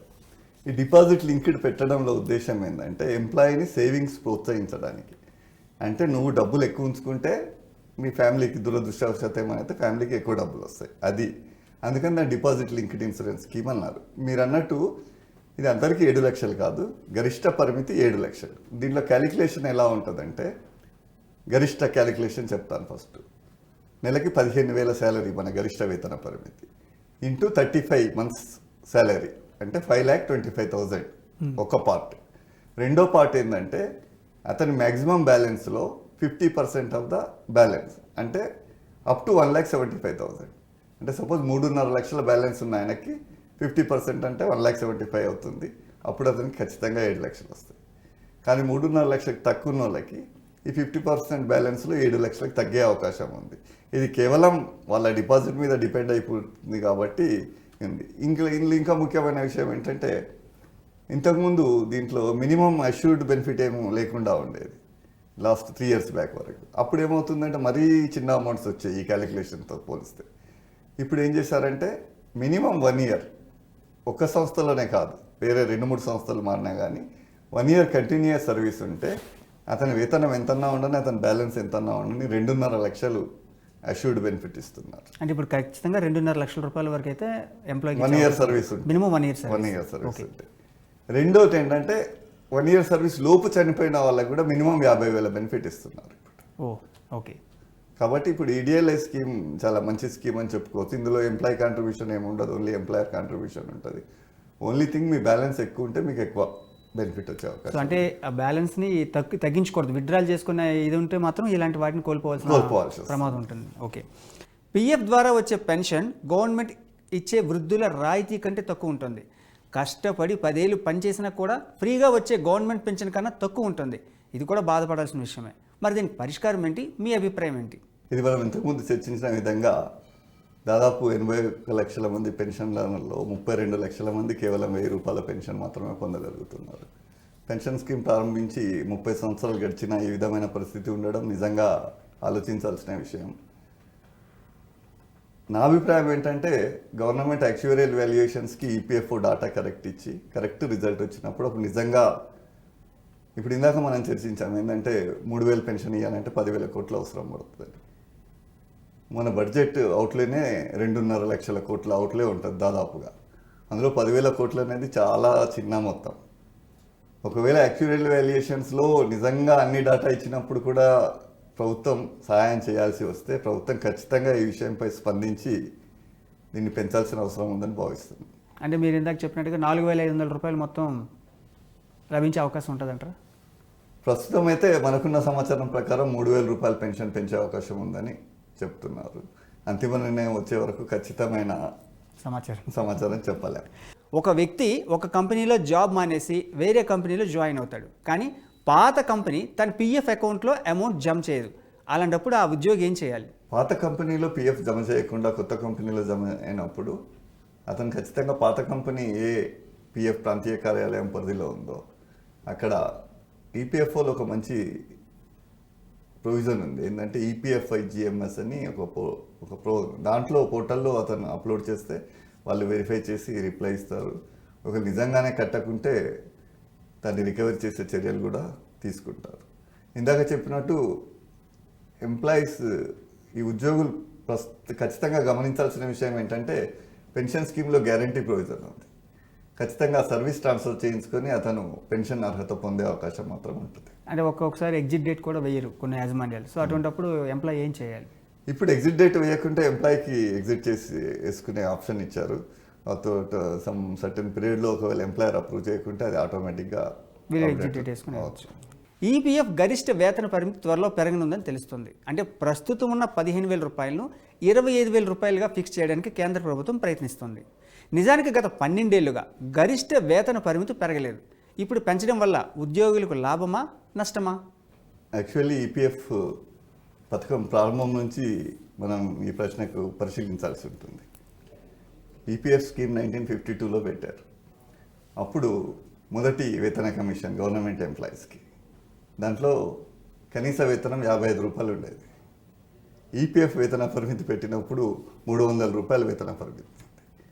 అంటే దాదాపుగా మినిమం వేజ్కి 5.5 టైమ్స్ ఈపీఎఫ్ లిమిట్ ఉండేది. ఎస్. అప్పుడు 300 రూపాయలు అంటే దాదాపు సివిల్ సర్వెంట్కి 350 రూపీస్ ఏదో బేసిక్ ఉండేది. అంటే 300 రూపీస్ అంటే ఆల్మోస్ట్ గ్రూప్ 1 ఆఫీసర్స్ లెవెల్ వాళ్ళంతా ఈపీఎఫ్ పరిధిలోకి వచ్చే అవకాశం ఉండేది. కాలక్రమేణా ఇది సరి చేసుకుంటూ వచ్చేసరికి ఇప్పుడున్న వేతన కమిషన్లో సెవెంత్ పే కమిషన్లో 18,000 minimum wage, average PF wage is 0.83% of that minimum wage. అంటే 5.5 టైమ్స్ నుంచి ఇప్పుడు 0.78%కు వచ్చింది. కాబట్టి దీన్ని గవర్నమెంట్ ఇలా సంవత్సరాల తరబడి పెండింగ్ ఉంచకుండా గవర్నమెంట్ ఉద్యోగస్తులకు ఎలా అయితే కంటిన్యూస్లీ ఇంక్రిమెంట్ ద్వారా ఎలా యాడ్ అవుతుంటుందో ఒక సిస్టమ్ పెట్టి అది చేస్తే ఈ సమస్యలకు పరిష్కారం వస్తుంది. ఇప్పుడున్న ప్రకారం ఈవెన్ 25,000 కూడా తక్కువే అని భావించవచ్చు.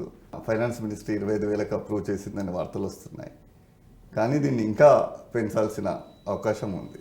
ఇందాక చెప్పినట్టు ఆ 300 టైమ్స్ అయింది మినిమం వేజ్. ఎస్. ఈ 300 రూపీస్ని మనం అదే క్యాలిక్యులేట్ చేస్తే దాదాపు 90,000 ఉండాలి ఈపీఎఫ్ వేతన పరిమితి. కానీ ఇంకా మనం 15,000 నుంచి పెంచే పరిశీలనలో ఉంది. ఇది ఖచ్చితంగా గవర్నమెంట్ స్పందించి దీన్ని పెంచాల్సిన అవసరం ఉంది. ఇంకోటి ఏంటంటే ఇలా వేతన పరిమితి విధించడం వల్ల సిస్టమేటిక్గా ఎలిజిబుల్ ఎంప్లాయీస్ ఎక్స్క్లూడ్ అవుతూ వస్తున్నారు. 15,000 అనేది చాలా తక్కువ ఇప్పుడున్న ప్రకారం. అంటే 15,000కు మించి స్కీమ్లో చేరలేకుండా చాలామంది దీన్ని ప్రయోజనాలు పొందలేకుండా పోతున్నారని చెప్పవచ్చు. అలా కాకుండా ఒక వేతన పరిమితి విధించినప్పుడు ఆ వేతన పరిమితి వరకు అందరూ ఉద్యోగులు పథకంలో చేరాలని మార్పు చేయాలి. అంటే యూనివర్సలైజ్ చేయాలి. అంటే ₹1,00,000 వేతనం ఉన్నాయన కూడా 25,000 మీద కట్టాల్సిందే. ఓకే. అలా చేస్తే ఏంటంటే సోషల్ సెక్యూరిటీ కవరేజ్ పెరుగుతుంది. ఇప్పుడు ఏంటంటే ₹1,00,000 ఉన్న అతనికి అతను కంపెనీ ఆప్షన్ అయితేనే అతను చేరుతాడు, లేకుంటే చేరకుండా ఉండే అవకాశం ఉంది. సో తనకి దానివల్ల సోషల్ సెక్యూరిటీ ఉండే అవకాశం తగ్గిపోతుంది, లభించే అవకాశం తగ్గిపోతుంది. ఓకే. ఇంకోటి 2014లో గవర్నమెంట్ మార్పులు చేసినప్పుడు వేతన పరిమితి 6,500 నుంచి 15,000 పెంచినప్పుడు ఎంప్లాయీస్ పెన్షన్ స్కీమ్ని దాన్ని ఎక్స్క్లూడ్ చేశారు. అంటే ఎవరైతే 15,000కు వేతనానికి మించి వేతనం పొందుతున్నారో వారు పెన్షన్ స్కీమ్లో చేరడానికి అనర్హులుగా ప్రకటించారు. ఇది ఒక విధంగా చాలా అన్యాయమైన విషయంగా భావించాలి. ఎందుకంటే 15,000కు మించి వేతనం పొందుతున్న వారికి పెన్షన్ స్కీమ్ అవసరం లేదని చెప్పినట్టుగానే భావించవచ్చు. అందుకని ఎవరైనా సరే ఆ వేతన పరిమితి వరకు పెన్షన్ స్కీమ్లో చేరే విధంగా యూనివర్సల్ కవరేజ్ చేయాల్సిన అవసరం ఉంది. ఇది ఎందుకు చెప్తున్నామంటే ఇప్పుడున్న స్టాటిస్టిక్స్ ప్రకారం 24-25 స్టాటిస్టిక్స్ ప్రకారం చూసినప్పుడే ఇప్పటికే పీఎఫ్ కట్టని వాళ్ళు 50 లక్షల మంది ఉన్నారు. ఈపీఎస్ కట్టని వాళ్ళు. అంటే even though they may be intended to pay, కానీ వాళ్ళు పెన్షన్ స్కీమ్లో చేరలేకపోతున్నారు. వాస్తవ లెక్కలు చూస్తే దాదాపు ఇది 1.5 కోటి ఫిగర్ దాకా దాటిపోయే అవకాశం ఉంది. అందుకని అందరికీ పెన్షన్ స్కీమ్లో చేరే విధంగా అట్లీస్ట్ ఈ అమెండ్మెంట్లో అన్న గవర్నమెంట్ కన్సిడర్ చేయాలని భావిస్తున్నాను. అంటే ఇప్పుడు 25,000 రూపాయలు కానీ చేస్తే ఉద్యోగికి ఎలాంటి లాభం కలిగే అవకాశం ఉంటుందండి? ఇప్పుడు ఇందాక మీరు అడిగినట్టు 15,000 మీద ఉన్నప్పుడు 1,800 కడుతున్నారు, యజమాన్యం కూడా 1,800 కడుతుంది, 12%.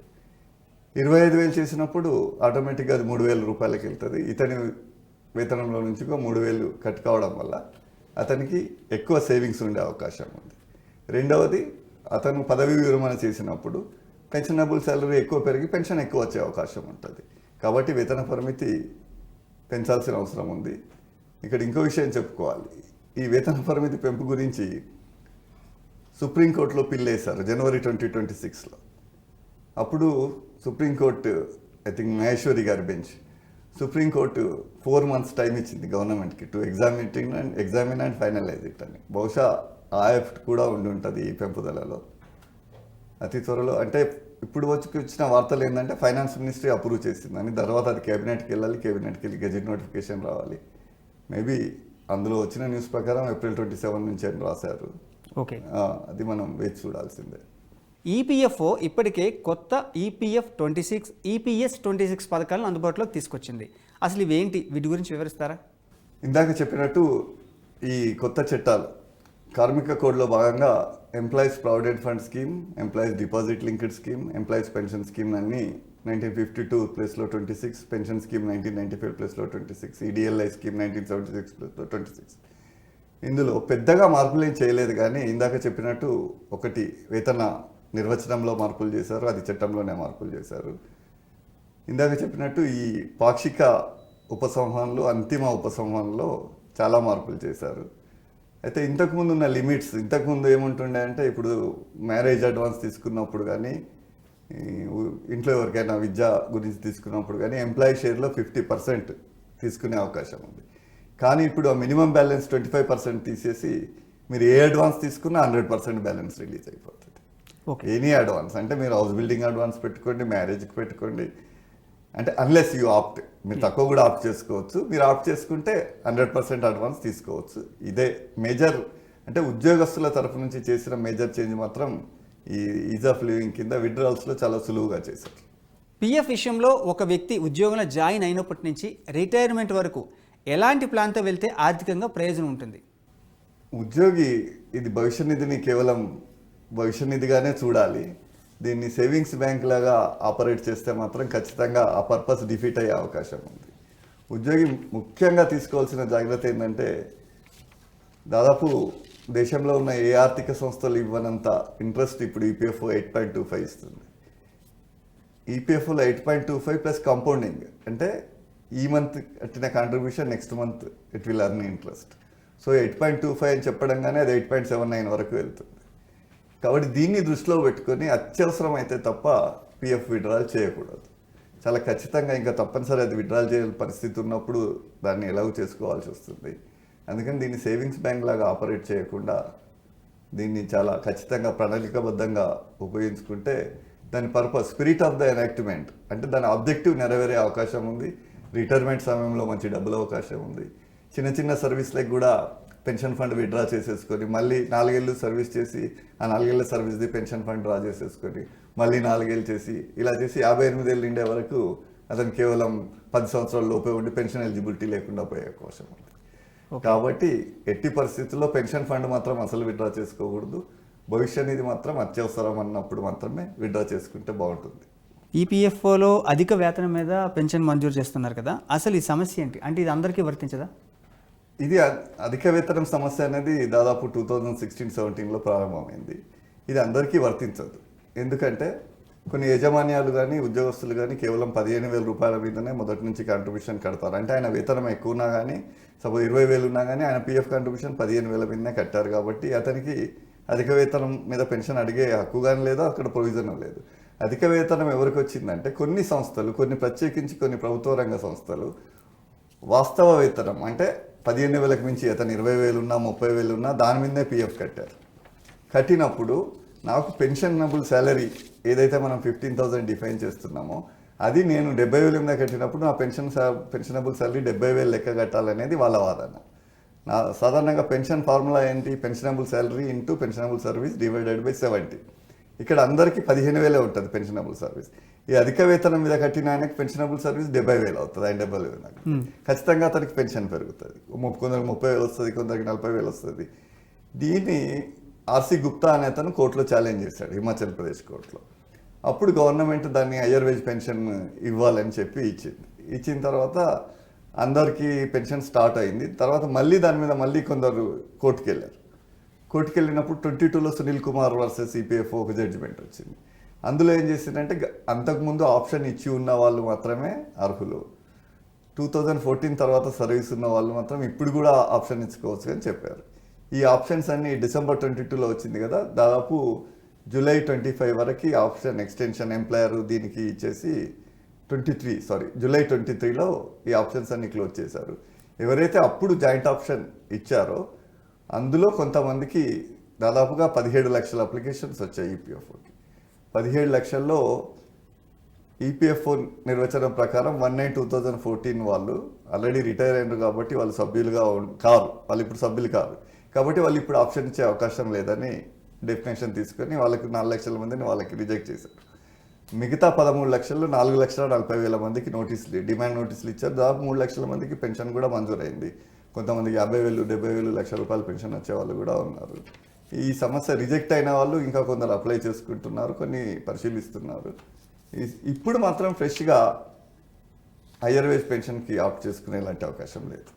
శ్రీనివాస్ గారు, ఇప్పుడు హయ్యర్ పెన్షన్ని కొంతకాలానికి మాత్రమే పరిమితం చేశారు. అంటే ఇప్పుడు మీరు చెప్పినట్టుగా కామన్గా ఎప్పుడైనా ఎంచుకునే వీళ్ళు ఎందుకు కల్పించడం లేదు? దానివల్ల ఏమైనా ప్రభుత్వానికి ఇబ్బంది ఉంటుందా, లేదా ఎంప్లాయీ తన తాలూకా బెనిఫిట్స్ ఏదైనా కోల్పోయే అవకాశం ఉంటుంది? ఇక్కడ ఏంటంటే ప్రభుత్వం యాక్చువరియల్ వాల్యుయేషన్ చూసినప్పుడు హయ్యర్ వేజ్ మీద పెన్షన్ ఇవ్వడం పెన్షన్ ఫండ్కి నష్టాలకు లోబడుతుందని చెప్పేసి, అంటే యాక్చువల్ ప్రొజెక్షన్ చేసినప్పుడు కూడా ఇప్పటికి కూడా హయ్యర్ వేజ్ పెన్షన్ ఇస్తే మనిషికి 25 లక్షలు పర్ లాస్ వస్తుందని ఏదో యాక్చువరీ వాల్యుయేషన్ ఇచ్చారు. అందుకని దాన్ని హయ్యర్ వేజ్ మీద కాంట్రిబ్యూషన్ ఆపేశారు. బట్ ఎనీహౌ ఇప్పుడు ఈపీఎఫ్ఓ కానీ ప్రభుత్వం కానీ ఏం పరిశీలిస్తుందంటే ఈపీఎఫ్ఓ ద్వారానే ఈ అధిక వేతనం పొందేవారికి వాలంటరీగా ప్రత్యేక పెన్షన్ స్కీమ్ తీసుకొచ్చే అవకాశం ఉంది. అంటే దీంట్లో వాళ్ళు చెల్లించి పెన్షన్ పొందవచ్చు. దానివల్ల ఉద్యోగికి ఎలాంటి బెనిఫిట్ ఉండే ఉద్యోగికి పెన్షన్ పథకం ఇప్పుడు అందుబాటులో వస్తుంది. ఎందుకంటే ఈపీఎఫ్ఓ పెన్షన్ పథకం రన్ చేస్తుంది కాబట్టి ఖచ్చితంగా అది గవర్నమెంట్ స్కీమ్ లాగా ఉంటుంది. వేతనంలో కట్ చేసి వెంటనే కొత్త పెన్షన్ స్కీమ్లో సపరేట్గా కట్టుకోవాల్సిన అవసరం లేకుండా ఇందులో నుంచి డైవర్ట్ అయ్యి వస్తుంది. అది అతి త్వరలో వచ్చే అవకాశం ఉంది. శ్రీనివాస్ గారు, ఇప్పుడు యూపీఐ పేమెంట్ ద్వారా అంటే తను డ్రా చేసుకునే అవకాశం ఉంది అంటున్నారు. అంటే దీనికి సంబంధించిన పూర్తి వివరాలు చెప్పండి. ఎందుకంటే చాలామంది ఎంప్లాయీస్కి ఇది డౌట్ ఉంది, ఎట్లా డ్రా చేసుకోవాలి ఏంటి అని చెప్పేసి. ఈపీఎఫ్ఓ ద్వారా వచ్చే చెల్లింపుల్ని యూపీఐ పేమెంట్స్ ద్వారా కూడా చెల్లించాలని ఈపీఎఫ్ఓ పరిశీలిస్తుంది. ఇది దాదాపుగా అంటే థియరటికల్లీ డిసిషన్ తీసుకున్నారు యూపీఐ ద్వారా పేమెంట్ ఇద్దామని చెప్పి. ఇది అతి త్వరలో ఇంప్లిమెంట్ అయ్యే అవకాశం ఉంది. శ్రీనివాస్ గారు, పిఎఫ్ మంత్లీ స్టేట్మెంట్లో గ్రాస్ వేజెస్ అంటే ఏంటి, ఏ కాంపోనెంట్స్ ఉంటాయి, అలాగే ఇందులో గ్రాట్యుటీ, లీవ్ ఎన్కాష్ని కలిసి చూపించవచ్చా? అంటే ఎట్లా, దీనికి సంబంధించిన కంప్లీట్ డీటెయిల్స్ చెప్పండి. ఇది చాలా ముఖ్యమైన ప్రశ్న. పిఎఫ్ చట్టం 1952లో బేసిక్ వేజెస్ డిఫైన్ చేసిన నుంచి ఇది చాలా వివిధ రకాలైన నిర్వచనాలకు వచ్చి చాలా కోర్టు కేసులు కూడా జరిగాయి. అంతిమంగా వివేకానంద విద్యామందిర్ కేసుల్లో బేసిక్ వేజెస్ అంటే ఏంటి అనే నిర్వచనం ఇచ్చారు. అంతకుముందు అప్పుడు ఏమవుతుందంటే బేసిక్ వేజెస్ అంటే earned by an employee while on duty all allowance, అంటే basic DNS allowance, any cash value of food concession దీని మీద కట్టాలి, మిగతా అలవెన్సెస్ మీద కట్టాల్సిన అవసరం లేదనే విధంగా నిర్వచించుకున్నారు. ఇలా నిర్వచించుకోవడం వల్ల ఏం జరిగిందంటే కొంతమంది, అందరం చెప్పకూడదు కానీ కొన్ని ఉద్యోగులు, కొన్ని చిన్న చిన్న సంస్థలు దీన్ని మిస్ఇంటర్ప్రిట్ చేసి 10,000 శాలరీ ఉన్నా కానీ ₹1,000 బేసిక్ వేజెస్ అని చూపించి కేవలం ₹1,000 మీద ₹120 కాంట్రిబ్యూషన్ చెల్లించడం జరిగింది. ఇలా చాలా గొడవలు వచ్చి చాలా కేసులు అయ్యి ఇది సుప్రీంకోర్టులో కూడా చాలా కేసులు పడ్డాయి. ఇది ఇన్ని 50 సంవత్సరాలు 70 సంవత్సరాల తర్వాత ఇప్పుడు కొత్త సోషల్ సెక్యూరిటీ కోడ్ తెచ్చినప్పుడు ఇందులో బేసిక్ వేజెస్ డెఫినేషన్ చేంజ్ చేశారు. దీంట్లో ఏం చేశారంటే basic wages means basic, dearness allowance, any retaining allowance, ఇవి 3 ఇచ్చి మిగతా అలవెన్స్ అంటే conveyance allowance, HRA, overtime allowance, special పర్పస్గా దేనికైనా అలవెన్స్ ఇస్తే అది, ఏదైనా సెటిల్మెంట్లో వచ్చిన అలవెన్స్లు, ఇవన్నీ మాత్రం బేసిక్ వేజెస్ డెఫినేషన్ల నుంచి క్లారిటీగా ఇచ్చారు. కానీ ఇక్కడ ఒక ముఖ్యమైన కండిషన్ పెట్టారు. ఏంటంటే ఈ మిగతా అలవెన్స్లు కనుక 50% మించి ఇస్తే, అంటే ₹10,000 శాలరీ ఉన్న అతనికి మీరు ₹2,000 బేసిక్ డిఏ రిటైనింగ్ డిఏ అని చూపించి 8,000 అన్ని అలవెన్స్లు చూపించినప్పుడు అది తప్పు. కనీసం 50% మీద మాత్రం మీరు అన్ని గ్రాట్యుటీకి కానీ, ఈపీఎఫ్ కానీ, ఈఎస్ఐకి కానీ, స్టాచ్యుటరీ కంప్లైంట్స్ ఏది ఉన్నా కానీ 50% మీద కంప్లై చేయాల్సి ఉంటుందని ప్రత్యేకంగా పేర్కొన్నారు. అందుకని ఒక వ్యక్తికి 10,000 శాలరీ ఉంటే అనే స్ట్రక్చర్ ఏ విధంగా ఉన్నప్పటికీ 50% మీద మాత్రం ఖచ్చితంగా కట్టాల్సింది. అయితే మీ ప్రశ్నలో ఏంటంటే గ్రాట్యుటీ, లీవ్ ఎన్కాష్మెంట్, ఇవి 2 ప్రత్యేకమైన పర్పస్లో ఇచ్చేటివి కాబట్టి దీన్ని మాత్రం బేసిక్ వేజెస్ డెఫినేషన్లో రాదు. ఇది gratuity and leave encashment. Okay, అంటే దీనివల్ల ఒకవేళ అలా చూపించకపోతే ఉద్యోగి ఏ విధంగా నష్టపోయే అవకాశం ఉంటుంది, చూపిస్తే ఎలాంటి లాభం పొందే ఛాన్స్ ఉంటుంది? ఇంతకుముందు మనం చెప్పినట్టు తక్కువ చూపించినందువల్ల ఉద్యోగికి అతని సేవింగ్ తక్కువ ఉంది, యాజమాన్యం కూడా తక్కువే చెల్లించేది. ఇప్పుడు మినిమం 50% పెట్టడం మూలాన 10,000 పొందుతున్న ఉద్యోగి అందులో 5,000 మీద కాంట్రిబ్యూషన్ ఖచ్చితంగా కట్టాల్సిందే. దీనివల్ల అతని భవిష్య నిధికి అధిక చందా వచ్చే అవకాశం ఉంది, ఉద్యోగస్తులు కూడా అధిక చందా చెల్లించే అవకాశం ఉంది, అతని పెన్షనబుల్ శాలరీ కూడా పెరిగే అవకాశం ఉంది. కాబట్టి పెన్షనబుల్ శాలరీ 5,000 కింద లెక్క తీసినప్పుడు అతనికి ఖచ్చితంగా పెన్షన్ పెరుగుతుంది. కాబట్టి అతనికి పెన్షన్ కూడా అధిక పెన్షన్ వచ్చే అవకాశం ఉంది. నిజానికి ఇది చాలా డిస్ప్యూట్ని తొలగించే విధంగా ఉందని చెప్పవచ్చు. ఓకే శ్రీనివాస్ గారు, ఎంప్లాయీస్కి సంబంధించి చాలా డౌట్స్ ఉన్నాయి, ఈపీఎఫ్ఓకి సంబంధించి మొత్తం అన్ని రకాల డౌట్స్కి చాలా చక్కగా క్లియర్గా ఆన్సర్ ఇచ్చారు. చాలా థ్యాంక్స్ అండి. Thank you. సో ఇది ఓవరాల్గా చూసుకున్నట్లయితే ఈపీఎఫ్ఓకి సంబంధించి శ్రీనివాస్ గారు ఇచ్చిన మొత్తం సమాచారం ఇది. Thank you.